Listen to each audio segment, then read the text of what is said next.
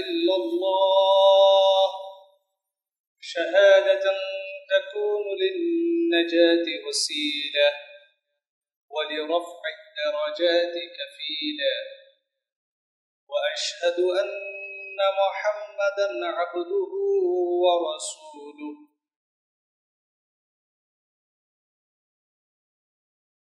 الذي أرسله بالحق بشيرا ونذيرا وداعيا إلى الله بإذنه وسراجا منيرا أما بعد فإن أصدق الحديث كتاب الله وأحسن الحدي حدي محمد صلى الله عليه وسلم درودটা পড়বেন বলেন صلى الله عليه وسلم وشر الأمور محدثاتها وكل محدثة بدعة وكل بدعة ضلالة وكل ضلالة في النار من قول الله تعالى أعوذ بالله من الشيطان الرجيم يا أيها الذين آمنوا اتقوا الله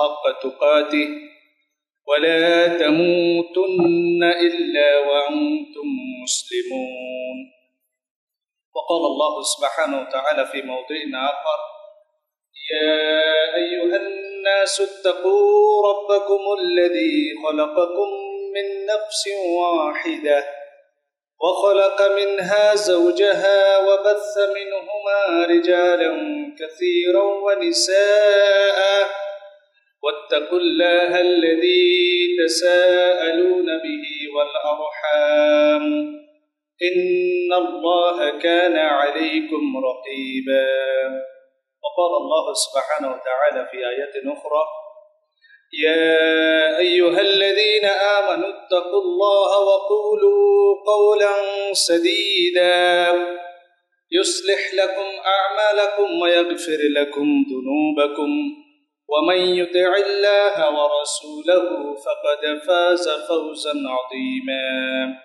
وقال الله سبحانه وتعالى في آية أخرى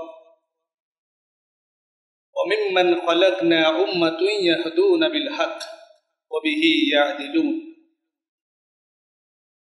عن ثوبان رضي الله عنه قال قال رسول الله صلى الله عليه وسلم إنما أخاف على الأمة أئمة المضلين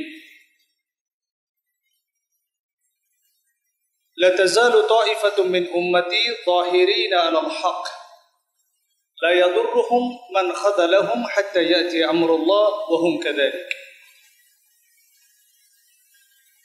قال أبو عيسى وهذا حديث حسن صحيح قال سمعت محمد بن إسماعيل يقول سمعت علي بن المديني يقول وذكر هذا الحديث عن النبي صلى الله عليه وسلم لا تزال طائفة من أمتي ظاهرين على الحق قال علي هم أهل الحديث رواه الترمذي بإسناد صحيح আল্লাহ সুবহানাহু ওয়া তাআলার সমস্ত প্রশংসা কৃতজ্ঞতা ও গুণগান যে আল্লাহ সুবহানাহু ওয়া তাআলা কুমিল্লা বিভাগের অন্তর্গত শাসনগাছার আল মারকাজুল ইসলামী কমপ্লেক্স জামে মসজিদে আজকে ইয়মুল জুমার দিনে আমাদেরকে মসজিদে বসার পবিত্র কোরআন ও বিশুদ্ধ হাদিসের আলোকে কিছু কথা শ্রবণ করার তৌফিক দান করেছেন সে আল্লাহ সুবহানাহু ওয়া তাআলার দরবারে শুকরিয়া আদায় করে খুতবা শুরু করছি আলহামদুলিল্লাহ দরুদ সালাম প্রেরণ করছি মুহাম্মদ রাসূলুল্লাহ সাল্লাল্লাহু আলাইহি ওয়াসাল্লামের প্রতি আল্লাহুম্মা সাল্লি ওয়া সাল্লিম ওয়া বারিক আলা মুহাম্মদ সাল্লাল্লাহু আলাইহি ওয়াসাল্লাম ওয়া আলা আলিহি ওয়া সাহবিহি ওয়া মান তাবিআহুম বিইহসানিন ইলা ইয়াউমিদ্দিন আইয়ুহাল ইখওয়া ওয়া আখওয়াত اليوم أتحدث أمامكم جماعة أهل الحديث على مر العصور সম্মানিত উপস্থিতি দিনী ভাই বোনেরা আজকে ইনশাআল্লাহ খুতবার বিষয় যুগে যুগে আহলে হাদিস জামাত এই বিষয়টা নিয়ে আমি মুখতাসারভাবে আলোচনা পেশ করার চেষ্টা করব মুস্তাঈনান বিল্লাহ ওয়া হুয়া ওয়ালিউত তৌফিক এই কুমিল্লার এই জেলাটা বিশেষ করে মার্কাজটা যতটুকু আমার জানা আছে কুমিল্লার অসংখ্য জায়গা রয়েছে যেখানে মানুষ জন্মগতভাবে বাই বর্ন আহলে হাদিস। তবে এই শাসনগাছার এর মার্কাজের জুমার খুতবার শুরু দেখলে বোঝা যায় আমরা আহলে হাদিস হলেও আমাদের সমাজে আমরা আহলে হাদিসের দাওয়াত কতটুকু দিতে পেরেছি এটা আমাদের জুমার খুতবার মুসল্লি তার প্রমাণ। তার মানে যে কথাটা প্রচলিত সেটা হচ্ছে যে আমরা 5 হাদিসের আহলে হাদিস, রফুল ইদেন করি, আমিন জুড়ে বলি, বুকের উপর হাত বাঁধি। আমার অফিসে আমি যখন একটা কোম্পানির এক্সিকিউটিভ ডিরেক্টর ছিলাম, তা আমি সিকিউরিটি ইনচার্জ হিসেবে একটা নিয়োগ বিজ্ঞপ্তি দিয়েছিলাম দৈনিক আজাদিতে। তো জোহরের ওয়াক্তে যারা ক্যান্ডিডেট ছিলেন তারা উপস্থিত হয়, আমরা জোহরের সালাত আদায় করি, ওই ভদ্রলোক সালাত আদায় করে নাই, ক্লিন শেভ। তো ওনাকে যখন ইন্টারভিউর জন্য ডাকা হয়, ইন্টারভিউ আমি নিচ্ছিলাম, তখন প্রথম তিনি আমাকে যে কথাটা বলেছেন সেটা হচ্ছে, স্যার আপনি কি আহলে হাদিস? আমি বললাম জি আহলে হাদিস। কেন? বলছে স্যার আমিও আহলে হাদিস। আপনি আহলে হাদিস? আমার মেজাজটা খুব গরম হয়ে গেল। একে তো ক্লিন শেভ করা, দ্বিতীয়ত নামাজ কালাম পড়ে নাই, আবার চাকরি পাওয়ার জন্য বলছে সে কি আহলে হাদিস। বলতে আমার বাড়ি কুমিল্লা, আপনার এই কুমিল্লা, আমার বাড়ি কুমিল্লা, আমরা 14 বংশ পরম্পরায় আহলে হাদিস। সাথে সাথে আমি ওনাকে বের করে দিয়েছি। সম্মানিত উপস্থিতি, দুইটা সমস্যা আমাদের মধ্যে আছে। এক, আমরা যে আহলে হাদিস, এই আইডেন্টিফিকেশনের ক্রাইসিস আমাদের আছে, আইডেন্টিটি ক্রাইসিস আছে। আমরা মসজিদে আসলে আহলে হাদিস, বাইরে গেলে আমরা আর মানুষকে আহলে হাদিস বলতে চাই না। আহলে হাদিস বলতে আমরা লজ্জাবোধ করি, শরম পাই। এই জন্য সাহাবায়ে কেরামের যুগ থেকে জিলান ফিয়ে জিলান ইলা ইয়াউমিনা হাদা, আজকের যুগ পর্যন্ত আহলুল হাদিস এই শব্দ বাই ওয়ার্ড আহলুল হাদিস জামাতে ছিল, সেটা আমি আজকে সবুত দিয়ে যাওয়ার চেষ্টা করব। আশা করি বুক ফুলিয়ে নিজেরা আহলে হাদিস বলবেন, আহলে হাদিসের উপর ইস্তেকামত থাকবেন, আহলে হাদিসের দাওয়াত দেবেন। আল্লাহ আমাদেরকে তৌফিক দান করুন, আল্লাহুম্মা আমিন।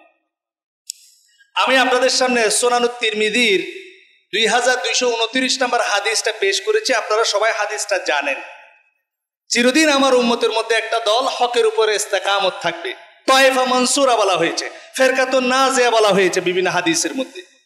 লা ইয়াদুররুহুম মান খালাফাহুম, এক রাওয়ায়াতে এসেছে, আর রাওয়ায়াতে মান খাযালাহুম, যারা তাদের বিরোধিতা করবে, যারা তাদের বিরুদ্ধে ষড়যন্ত্র করবে, তারা তাদের কোনো ক্ষতি করতে পারবে না। এখন প্রশ্ন হচ্ছে, তায়েফা মানসুরা, ফেরকায়ে নাজিয়া, এ মুক্তিপ্রাপ্ত দল কারা?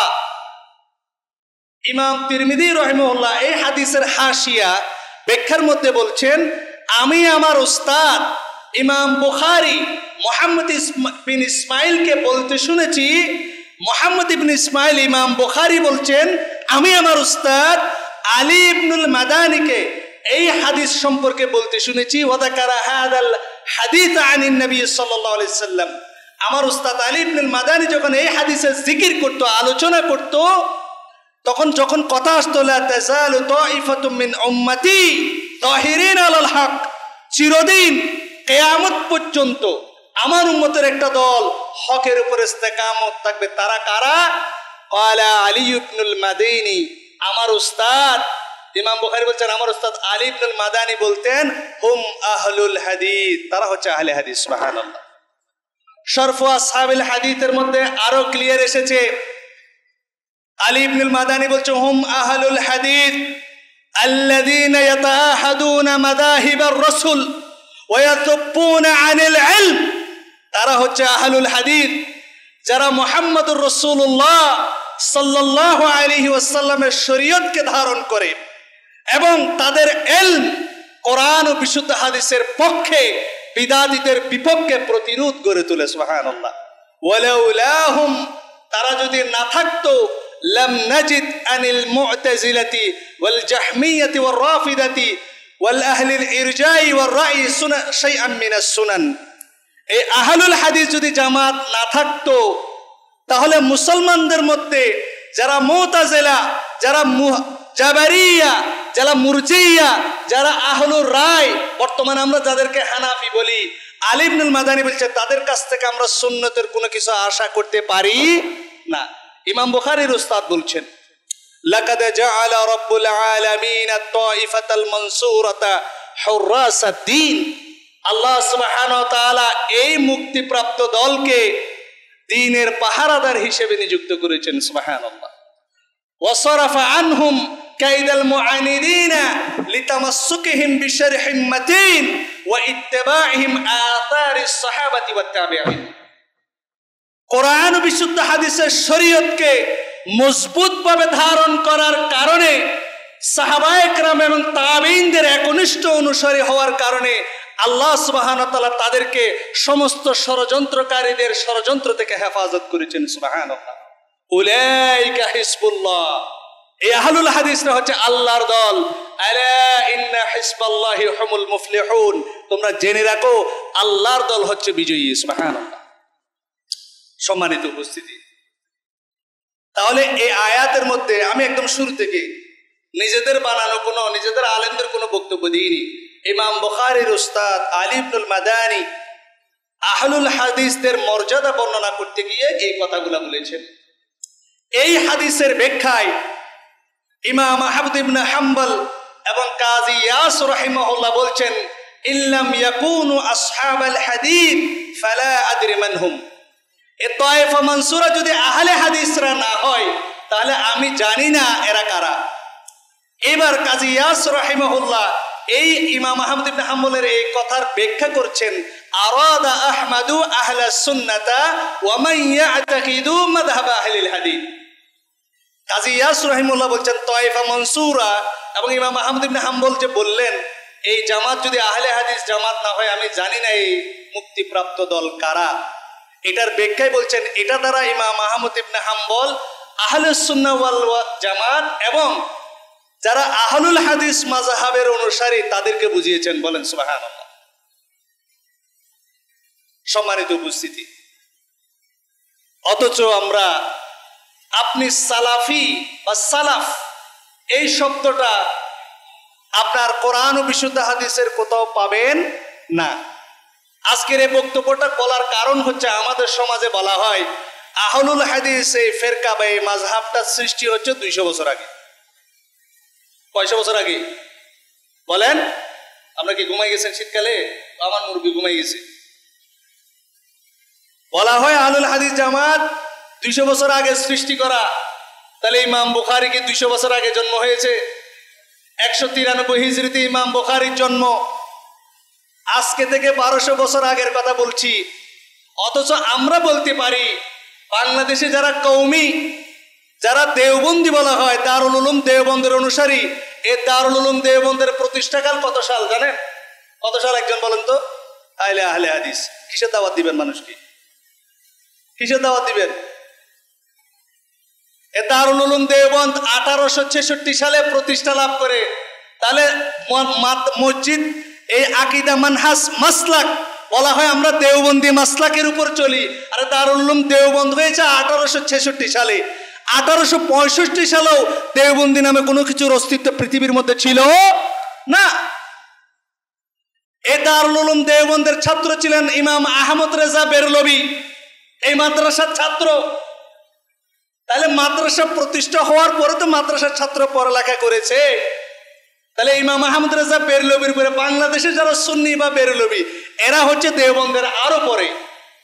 তাহলে আপনি আহলুল হাদিস হিসেবে যদি বলতে পারেন বাংলাদেশে যারা দেওবন্দি, যারা বেরলভী, আবুল আলা মওদুদি যারা জামাত ইসলামের যে মাসলাক অনুসরণ করে তারা আবুল আলা মওদুদির মাসলাকের অনুসরণকারী, তারা সৈয়দ কুতুবের মাসলাকের অনুসরণকারী। তাদের জন্ম হচ্ছে আজকে থেকে মাত্র 100 বা 150 বছর পূর্বে। আমরা বলতে পারি দেওবন্দের যে মাসলাক, বেরলভী যে মাসলাক, মওদুদি যে মাসলাক, সেটা 200-250 বছর আগে এর কোনো অস্তিত্ব ছিল না। অথচ আমরা নিজেরা লজ্জা পাই নিজেদেরকে আহলে হাদিস বলতে। লা হাওলা ওয়ালা কুওয়াতা ইল্লা বিল্লাহ। সম্মানিত উপস্থিতি, ইমাম শাফিঈ রাহিমাহুল্লাহ বলেছেন, ইযা রাআইতু রাজুলান মিন আসহাবিল হাদিস ফাকাআন্নী রাআইতুন নবী সাল্লাল্লাহু আলাইহি ওয়াসাল্লাম হাইয়া, আমি যখন কোন আহলুল হাদিসকে দেখি তখন আমি যেন মুহাম্মদ রাসূলুল্লাহ সাল্লাল্লাহু আলাইহি ওয়াসাল্লামকে দেখি। সুবহানাল্লাহ। সাহাবায়ে কেরামের যুগে যদি বা আহলে হাদিস পরিচয় দেওয়ার প্রয়োজন ছিল না, তারপরেও একটা দুর্বল হাদিসের মধ্যে আবু সাঈদ খুদরি থেকে এই আহলুল হাদিস শব্দটার প্রমাণ পাওয়া যায়। আবু সাঈদ খুদরি রাদিয়াল্লাহু তাআলা আনহু শাবাবদেরকে উদ্দেশ্য করে, যুবকদেরকে উদ্দেশ্য করে বলছেন, আমারানা রাসূলুল্লাহ সাল্লাল্লাহু আলাইহি সাল্লাম আন নুআসসিয়া লাকুম ফিল মাজলিস ওয়া নুফাহিমাকুমুল হাদিস। আমি এটার অর্থে যাচ্ছি না, শুধুমাত্র এই কথাটার জন্য আমি কোট করেছি এটা। তারপর তিনি বলছেন, ফাইন্নাকুম খুলুফুনা ওয়া আহলুল হাদিস বা'দানা, কারণ তোমরাই আমাদের পরবর্তী বংশধর এবং পরবর্তী আহলে হাদিস। তবে এই রিওয়ায়াতটা, এই শব্দের যে সনদটা দুর্বল। সনদটা দুর্বল হলেও যেহেতু এটা আকীদা মানহাজের কোনো বিষয় নয়, একটা শব্দকে আমি প্রমাণ করতে চাচ্ছি, এটার মানা, মতনটা, হুকুমটা আমরা নিতে পারি। এরপর আসেন তাবিঈর যুগ। মুহাম্মদ ইবনে সিরিন রাহিমাহুল্লাহ সহিহ মুসলিমের মুকাদ্দমার মধ্যে বলছেন, লাম ইয়াকুনু ইয়াসআলুনা আনিল ইসনাদ। আমাদের সময়ে মুহাম্মদ ইবনে সিরিনের জন্ম 33 হিজরিতে, আল্লাহ রাসূলের মৃত্যুর মাত্র 22 বছর পরে। তিনি বলছেন, লাম ইয়াকুনু ইয়াসআলুনা আনিল ইসনাদ, আমাদের সময়ে আমরা হাদিসের সনদ সম্পর্কে জিজ্ঞাসা করতাম না। ফালাম্মা ওয়াকাআতিল ফিতনা, কিন্তু যখন ফিতনা আরম্ভ হয়ে গেল, তাবেঈনদের যুগে মানুষ ক্বালা রাসূলুল্লাহ বলে হাদিস জাল করা শুরু করলো, তখন ক্বালু সাম্মু লানা রিজালাকুম, তখন আমরা মানুষদেরকে বললাম, তুমি কার কাছ থেকে হাদিস শুনেছো, হাদিসের সনদটা বলো। এরপর তিনি বলছেন, ফাইন্নাহুম ইলা আহলি সুন্নাহ ফায়ুনদারু ইলা আহলি সুন্নাহ ফায়ুখাযু হাদিসুহুম, তারা যদি আহলে সুন্নাহর অন্তর্ভুক্ত হতো, মানে কোরআন ও বিশুদ্ধ হাদিসের অনুসারী হতো, তাদের হাদিস গ্রহণ করা হতো। ওয়ায়ুনদারু ইলা আহলিল বিদআ ফালা ইউখাযু হাদিসুহুম, তারা যদি বেদাতি হতো, তার মানে তাবেঈর যুগে বেদাতি কারা ছিল? তাবেঈর যুগে বেদাতি ছিল, হাদিস জাল করত, তাদের হাদিস কোন সাহাবায়ে কেরাম, কোন তাবেঈন গ্রহণ করেন নাই। সম্মানিত উপস্থিতি, ইমাম আবু হানিফা রাহিমাহুল্লাহ, যেহেতু অনেকে বলেন তিনি তাবেঈন বা তাবেঈন ছিলেন, ইমাম মালিক, ইমাম শাফি, ইমাম আহমদ ইবনে হাম্বল, তারা প্রত্যেকেই আহলুল হাদিস ছিলেন। দলিল, ইমাম আবু হানিফা রাহিমাহুল্লাহ বলেছেন, হারামুন আল্লাম ইয়ারিফ বিদালিলি আইয়ুফতিয়া বিকালামি, ওই ব্যক্তির জন্য আমার কথা দিয়ে ফতোয়া দেয়া হারাম, যে ব্যক্তি জানে না আমি কোন দলিলের উপরে ভিত্তি করে এই ফতোয়াটা দিয়েছি। ইমাম আব্দুল ওয়াহাব শাআরানী রাহিমাহুল্লাহ হানাফি, তিনি মিজানুল কুবরার মধ্যে বলছেন, ইন্নাহু লাউ আশা হাত্তা দুইয়ানাত আহাদিসুশ শরিয়া, ইমাম আবু হানিফা রাহিমাহুল্লাহ যদি হাদিস সংকলনের স্বর্ণযুগে বেঁচে থাকতেন, ইমাম বুখারীদের যুগে বেঁচে থাকতেন, লা আখাযা বিহা, তিনি প্রত্যেক সহিহ হাদিসকে গ্রহণ করতেন। ওয়া তারাকা কুল্লা কিয়াসিন মা কাসাহু, এবং তিনি যত কিয়াস করেছেন সমস্ত কিয়াস তিনি বাদ দিতেন। সুবহানাল্লাহ। ওয়া কানাল কিয়াসু কাল্লা ফি মাযহাবি কামা কাল্লা ফি মাযহাবি গায়রি, সেভাবে হানাফি মাযহাবেও কিয়াসের পরিমাণ কম হতো, যেভাবে অন্য মাযহাবে কিয়াসের পরিমাণ কম। সুবহানাল্লাহ। তাহলে ইমাম আবু হানিফা যদি হাদিস পেতেন, তাহলে তিনি কখনো কিয়াস করতেন না।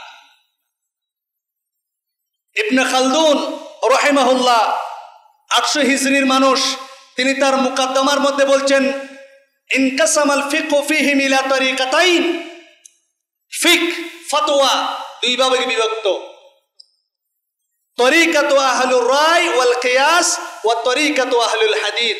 একটা হচ্ছে আহলুল হাদিসদের ফিকহ, আরেকটা হচ্ছে আহলুর রায়দের ফিকহ। আহলুল হাদিস হুম আহলুল হিজাজ, আহলুল হাদিস হচ্ছে মক্কা মদিনাবাসীরা। ওয়া আহলুর রায় হুম আহলুল ইরাক, আর ইরাকবাসী বা কুফাবাসীরা ছিলেন আহলুর রায়। মানে তারা বেশি বেশি কিয়াস করতেন। লিমাদা, কেন? এটার ব্যাখ্যা দিচ্ছেন ইমাম ইবনে খালদুন, ওয়া কানা আল হাদিস কালিলান ফি আহলিল ইরাক মিন আহলিল ইরাক, কুফাবাসীদের নিকট হাদিসের পরিমাণ ছিল কম। ফাস্তাকতারু মিনাল কিয়াস ওয়া মাহারু ফি, সুতরাং তারা যতটুকু হাদিস পেয়েছে সেটার উপরে তারা গবেষণা করেছে এবং কিয়াসের উপরে তারা প্রসিদ্ধি অর্জন করেছে। ওয়ালিযালিকা কিলা আহলুর রায়, এইজন্য তাদেরকে আহলুর রায় বলা হয়। ওয়া মুকদ্দামু মাদা জামাতিহিম আল্লাযী ইসতাকাররাল মাযহাবু ফি ওয়া ফি আসহাবি আবু হানিফা, এবং এই আহলুর রায়দেরকে ঘিরে একটা জামাত গঠন হয়, একটা মাযহাব গঠন করা হয়, যে মাযহাবের ইমাম ধরা হয় নোমান বিন সাবিত ইমাম আবু হানিফাকে। তার মানে এই কথা দ্বারা বোঝা গেল যে আজকে থেকে হাজার হাজার বছর পূর্বে দুইটা মতবাদ প্রচলিত আছে। একটা হচ্ছে সরাসরি যারা কোরআন এবং বিশুদ্ধ হাদিস থেকে সরাসরি দলিল গ্রহণ করে, আর আরেকটা গ্রুপ ছিল যারা হাদিস পায়নি, যতটুকু হাদিস পেয়েছে সেটার উপর ভিত্তি করে কিয়াস করে অনুমান করে ফতোয়া বের করেছে। আসেন, আবুল ফাতহ মুহাম্মদ ইবনে আহমদ আব্দুল কাদের আশ-শাহরাস্তানি ৬ষ্ঠ হিজরির ইমাম, তিনি তার আল মিলাল ওয়ান নিহাল কিতাবের মধ্যে বলছেন, সুম্মাল মুজতাহিদুনা মিন আইম্মাতিল উম্মাহ মাহসুরুনা ইলা সিনফাইন, উম্মতের মুজতাহিদগণ দুই ভাগে বিভক্ত। লা ইয়াদওয়ানা ইলা তালিব, এরা তৃতীয় কোনো ভাগ নাই, দুই ভাগ। আসহাবুল হাদিস ও আসহাবুর রায়, একটা গ্রুপ হচ্ছে আহলে হাদিস, আরেকটা হচ্ছে আহলুর রায়। এবার তিনি খুব সুন্দর করছে, বলছে ওয়া ইন্নামা সুম্মু আসহাবাল হাদিস ফাইন্না ইনায়াতুহুম বিতাহসিলিল হাদিস ওয়া নাকলিল আখবার ওয়া বিনাইল আহকামি আলা নুসুস। আহলে হাদিসদেরকে আহলে হাদিস বলা হয় কারণ তাদের মূল লক্ষ্য থাকে হাদিস সংগ্রহের প্রতি, বলেন সুবহানাল্লাহ। এবং হাদিস এবং কোরআন এবং হাদিসের মূল বক্তব্যের উপরে ওয়া বিনাইল আহকামি আলা নুসুস, কোরআন হাদিসের দলিল থেকে তারা হুকুম বের করে। ওয়ালা ইয়ারজিউ ইলাল কিয়াসিল জালি ওয়াল খাফি মা ওয়াজাদু খাবারান ওয়া আতারান, তারা যদি কোনো হাদিস পেয়ে যায় তাহলে তারা আর কোনো কিয়াসে ধারে না। সুবহানাল্লাহ। এই জন্য এরা আহলে হাদিস। আজকে থেকে ওনার জন্ম 800 বছর আগে।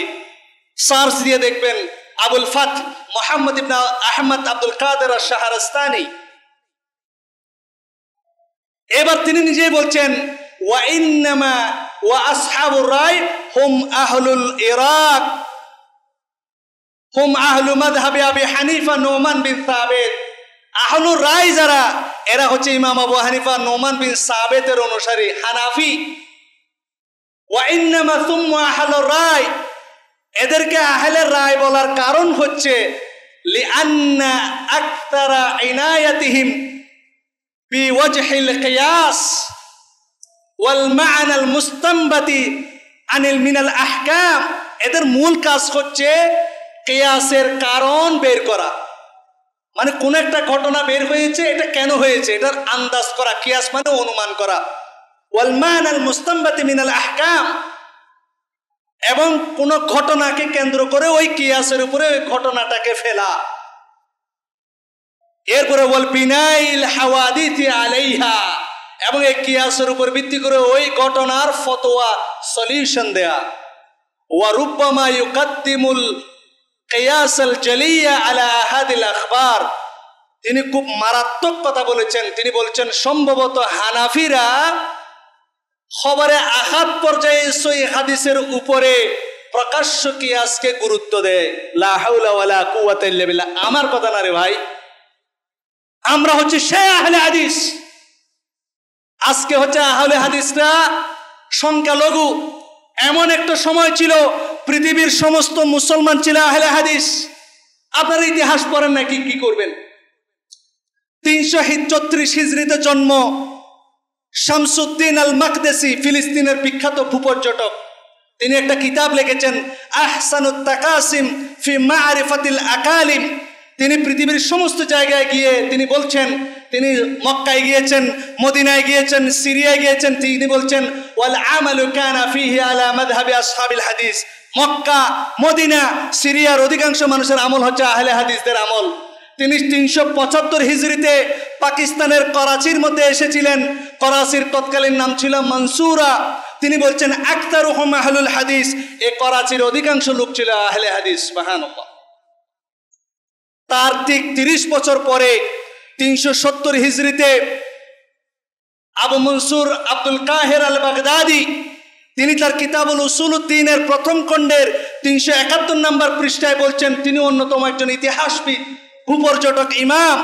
তিনি বলছেন সুগুরুর রোম ওয়াল জাজিরা, সুগুরুশ শাম ওয়া সুগুরু আজারবাইজান ওয়া বাবিল আবওয়াব কুল্লুহুম আলা মাযহাবি আহলিল হাদিস মিন আহলিস সুন্নাহ।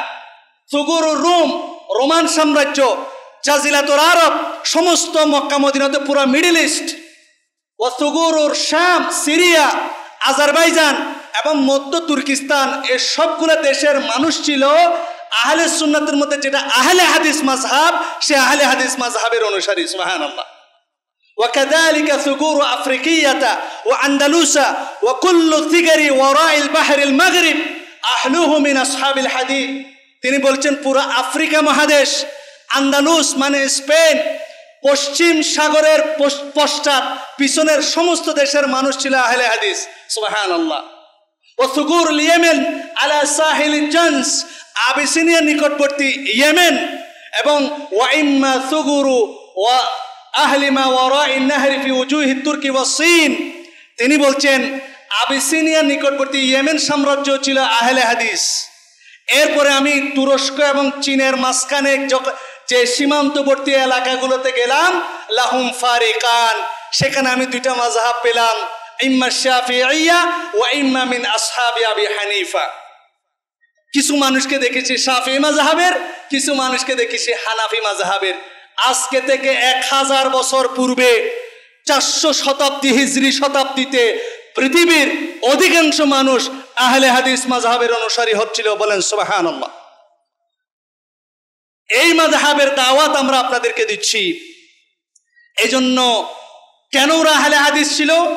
কারণ শাহ ওয়ালিউল্লাহ মুহাদ্দিস দেহলভী বলছেন ইলাম আন্নান নাসা কানা ক্বাবলা মিআতির রাবিআতি গায়রা মুজমাঈনা আলা তাখলিদিল খালিস লিমাযহাবিন ওয়াহিদিন বিআইনি। তোমরা জেনে রাখো, তিনি নিজে হানাফি ছিলেন। তিনি বলছেন জেনে রাখো, 4th শতাব্দীর আগ পর্যন্ত কোন ব্যক্তি কোন একক ইমামের অনুসরণ করতো না। বলেন সুবহানাল্লাহ। এইজন্য ইমাম ইবনে তাইমিয়া বলেছেন ওয়া মিন আহলিস সুন্নাতি ওয়াল জামাআতি লাহুম মাযহাবুন কাদীমুন মা'রুফুন ক্বাবলা আন ইয়াখলুকাল্লাহু আবা হানিফা ওয়া শাফিঈয়া ওয়া মালিকা ওয়া আহমদ। ইমাম আবু হানিফা, ইমাম শাফি, ইমাম মালিক, ইমাম আহমদ ইবনে হাম্বলের জন্মেরও আগে আহলে সুন্নাহ ওয়াল জামাতের একটা প্রাচীন মাযহাব আছে, ফাইন্নাহু মাযহাবুস সাহাবা আল্লাযীনা তালাক্কাউহু আন নবিয়িহিম। এটা হচ্ছে সাহাবায়ে কেরামের মাযহাব। বলেন সুবহানাল্লাহ। আমি যেটা বুঝাতে চাইলাম, সাহাবায়ে কেরামের যুগ, তাবেঈনের যুগ, তাবে তাবেঈনের যুগ, আইমে মুজতাহিদের যুগ হতে শুরু করে বর্তমান যুগ পর্যন্ত আহলুল হাদিস কোরআন এবং বিশুদ্ধ হাদিসের উপরে ইস্তেকামত ছিল, আছে, থাকবে। তারাই একমাত্র তায়েফা মনসুরা, যেটা আল্লাহ রাসূল সাল্লাল্লাহু আলাইহি ওয়াসাল্লাম হাদিসের মধ্যে বলছেন ওয়া ইন্না বানি ইসরাঈলা তাফাররাকাত আলা ইতনাতাইনি ওয়া সাবঈনা মিল্লা। বনি ইসরাইল 72 ফিরকা হবে। ওয়া তাফতারিকু উম্মতি আলা 73 মিল্লা, আমার উম্মত 73 ফিরকা হবে।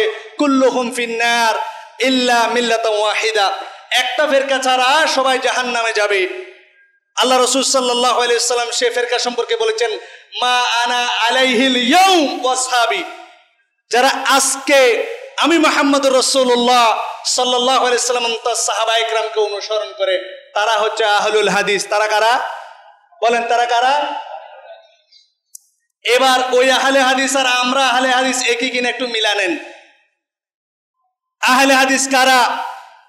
মান হুম আহলুল হাদিস আল্লাযীনা ইয়াত্তাবিউনাল কিতাবা ওয়াস সুন্নাতাস সহিহাতা ফি জামি'i নাওয়াহিল হায়াতি মিন গায়রি ইশতিরাত, যারা জীবনের সর্বক্ষেত্রে পবিত্র কোরআন ও বিশুদ্ধ হাদিসকে নিঃশর্তভাবে অনুসরণ করে তারা হচ্ছে আহলে হাদিস।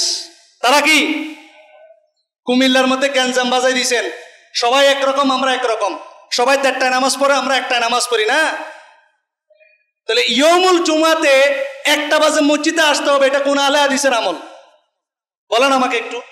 সব জায়গায় বেজার লাগাই দিয়েছেন আপনারা। আপনারা সবাই নাভির নিচে হাত বাঁধে, আপনারা উপরে বাঁধেন। রফুল এদান কে করে না? আপনারা করেন। আমিন আসতে বলে আপনারা জোরে বলেন। সমস্যা কি? আমরা আসাহু মিনাস সুন্নাহ, আকরাবু ইলাস সুন্নাহ মানি আমরা, যেটা সবচেয়ে বিশুদ্ধ। বলতে রফুল এদান না করা তো সহিহ দলিল আছে, বলতে আকরাবু ইলাস সুন্নাহ হচ্ছে করা, এই জন্য আমরা করি। তো আল্লাহ রাসূল সাল্লাল্লাহু আলাইহি ওয়াসাল্লাম তার আল্লাহ তাকে বলেছেন, ইয়া আইয়ুহাল্লাযীনা আমানু ইযা নুদিয়া লিস-সালাতি মিন ইয়াউমিল জুমআতি ফাসআউ ইলা যিকরিল্লাহি ওয়া দারুল বাই' যালিকুম খায়রুল লাকুম ইন কুনতুম তা'লামুন। ওহে ইমানদার, ওহে আহলে হাদিস, যখন জুমার সালাতের আজান হয় তখন আর কোনো কাজ কারবার করিও না। ফাসআউ ইলা যিকরিল্লাহ ওয়া দারুল বাই', ব্যবসা বাণিজ্য ছেড়ে দাও, কথাবার্তা ছেড়ে দাও, তুমি মসজিদের মধ্যে দাখিল হও। ওয়াইদা রাউ তিজারাতান আও লাহওয়া ইনফাদু ইলাইহা, খেল তামাশা পেলে, ব্যবসা বাণিজ্য পেলে এটার মধ্যে তারা মজে যায়। কুল মা ইনদাল্লাহি খায়রুম মিনাল্লাহি ওয়া মিনাত তিজারা, আল্লাহর কাছে যা আছে সেগুলো কি আপনার এই ব্যবসা বাণিজ্যের চেয়ে উত্তম নয়? আল্লাহু খায়রুর রাজিকিন। আপনি কিসের আহলে হাদিস? 12:45 আপনি কোন জুমাতে আসেন? কিসের জুমাতে আসেন? ইয়াউমুল জুমা হচ্ছে আগামী 1 সপ্তাহের জন্য আপনার দিক নির্দেশনা। আপনি এখন এসে কি বুঝবেন? আপনি এখন এসে কি বুঝবেন? আল্লাহ আমাদেরকে হেদায়েত করুক। এই আহলে হাদিসের কোন দাম, এই আহলে হাদিসের আলোচনা আমি আমার খুতবায় করি নাই।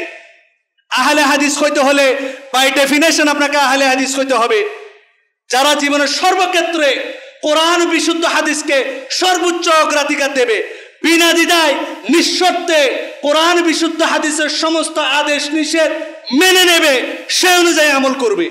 এরা হচ্ছে আহলে হাদিস। আমি অনুরোধ করব, অন্তত সালাফরা, আহলুল হাদিসরা বৃহস্পতিবারে এশার নামাজ পড়ে মসজিদে থেকে যেতেন। তারা যখন কাজ করতেন, হেমার যখন তুলতেন, মুয়াজ্জিন যখন বলতো আল্লাহু আকবার আল্লাহু আকবার, তারা আর হাতুড়ি নিচে নামাতেন না, অতটুকুতে ফেলে দিতেন। হাইয়া আলাস সালাহ, কল্যাণের জন্য হাইয়া আলাল ফালাহ। আমরা কেমন আহলে হাদিস? জুমার সালাতে আসছি আমরা একটাই, কোনো ফজিলত আমাদের নাই, বক্তব্য আমরা শুনলাম না, 2 রাকাত সালাত করে সমালোচনা আলোচনা করে আমরা মসজিদ থেকে চলে গেলাম। ফায়দা কি হবে? আপনাকে দিয়ে সমাজে কোনো উন্নতি হবে না। আহলে হাদিস হিসেবে আপনার পর ফরজিয়াত। মুহাম্মদ ইবনে আব্দুল ওয়াহাব বিন সুলাইমান আত-তামিমি রাহিমাহুল্লাহ আজ থেকে শত শত বছর আগে বলে গেছেন, তাওহীদের দেশ প্রতিষ্ঠা করে তিনি বলেছেন, আন্নাহু ইয়াজিবু আলাইনা তাআল্লুম আরবাতি মাসাইল, জেনে রাখো 4টা বিষয়ে কাজ করা আমাদের জন্য ওয়াজিব। 1 নম্বর আলে ইলম, জ্ঞান অর্জন করতে হবে। ফাইন্নাহু মারিফাতুল্লাহ ওয়া মারিফাতু দীনি ওয়া মারিফাতু রাসূলি বিল আদিল্লাহ, জ্ঞান হচ্ছে আল্লাহর পরিচয়, তার রাসূলের পরিচয়, দ্বীন ইসলামের পরিচয় বিল আদিল্লাহ। 2 নম্বর আল আমালু বিহ, সে অনুযায়ী আমল করতে হবে। 3 নম্বর হচ্ছে দাওয়াতু ইলাইহি, সেদিকে মানুষকে দাওয়াত দিতে হবে। 4 নম্বর হচ্ছে সবরু আলাল আদাফি, এবং দাওয়াত দিতে গিয়ে আপনি যে কষ্ট পাবেন সেখানে আপনাকে সবর দিতে হবে। এই 4টা জিনিস আপনার জন্য ওয়াজিব, ফরজ। কিসের আহলে হাদিস? মানুষের সাথে গর্ব করেন নাহনু আহলুল হাদিস। কিসের আহলে হাদিস আপনি? লাইসা বিআহলিল হাদিস, আপনি কোশ্চিন কালে আহলে হাদিস নন। যারা কোরআন হাদিসের বিপরীত কাজ করে লাইসা বিআহলিল হাদিস। আমাদেরকে আল্লাহ সুবহানাহু ওয়া তাআলা আজকের আহলিল হাদিসদের যে মুমাইয়িজাত, বৈশিষ্ট্য, আমাদের জিওনোলজি, আমাদের গৌরব উজ্জ্বল যে ইতিহাস আমরা বললাম, আল্লাহ সুবহানাহু ওয়া তাআলা আমাদেরকে প্রকৃত অর্থে সে আহলে হাদিস হওয়ার তৌফিক দান করুক। আল্লাহুম্মা আমিন। আকুলু কওলি হাযা ওয়া আস্তাগফিরুল্লাহ লি ওয়া লাকুম ফাস্তাগফিরু ইন্নাহু হুয়াল গফুরুর রহিম।